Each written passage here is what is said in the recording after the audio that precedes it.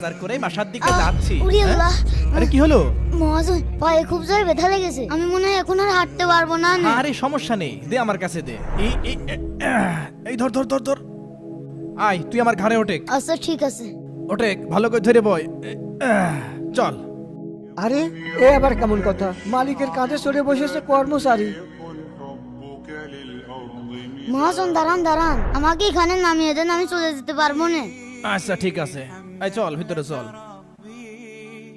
এই ছেলে দাঁড়াও, জি দাদু। তুমি হলে চাকর আর উনি হলে মালিক, তারপরে উনি তোমার কাঁধে তুললো, বিষয়টা বুঝতে পারলাম না। দাদু, অনেকদিন আগে আমি আমার মালিককে উপকার করেছিলাম, সেই উপকারের কথা সে এখনো ভুলতে পারেননি। এর জন্য উনি আমার বিপদ আপদে কষ্টে সবার আগে এগিয়ে আসে।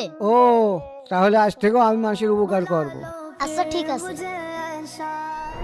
উরি আল্লাহ, তাড়াতাড়ি বলা রে ভাই, বলা। এই দাঁড়া বলছি, দাঁড়া। এদিকে এসো বাবা, এদিকে এসো। পোলানের ভালো থাকা পেয়ে গেলাম। চাচা, এখানে কোনো আসামি দেখেছেন? না না, দেখিনি। আমি দুটো চোরের উপকার করেছিলাম, কিন্তু ওরাই আমার ফাঁসাইয়া দিছে। এটা কোনো কথা বলো? শোনেন দাদু, এমন মানুষকে উপকার করা উচিত যাকে উপকার করলে আল্লাহ খুশি হয়। ওরা তো চোর, ওরা উপকারের মর্ম কি বুঝবে? আয় বলছি, আয়।